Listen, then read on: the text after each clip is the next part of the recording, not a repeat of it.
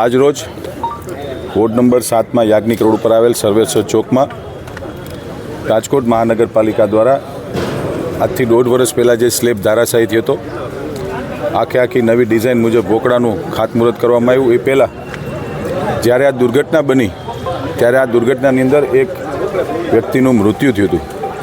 તો એમના દિવ્ય આત્માને શાંતિ માટે ભારતીય જનતા પાર્ટીના સૌ શાસકોએ, માન્ય મેયરશ્રી, માન્ય ધારાસભ્યશ્રી અને સૌ પદાધિકારીશ્રીઓ દ્વારા 2 મિનિટનું મૌન પાડી અને આનું ખાતમુહૂર્ત કરવામાં આવ્યું છે. 18 મહિનાની અંદર સર્વેશ્વર ચોકનો વોકડો કુલ 4 કરોડ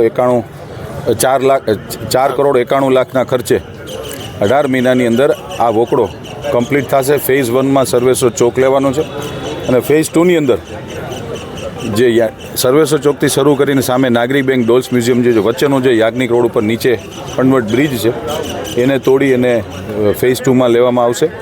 માનનીય ધારાસભ્યશ્રી ડૉક્ટર દર્શિતાબેન શાહ, માનનીય મેયરશ્રી અને સૌ પદાધિકારીઓની આજે હાજરીમાં આજે આ ખાતમુહૂર્ત કરવામાં આવ્યું.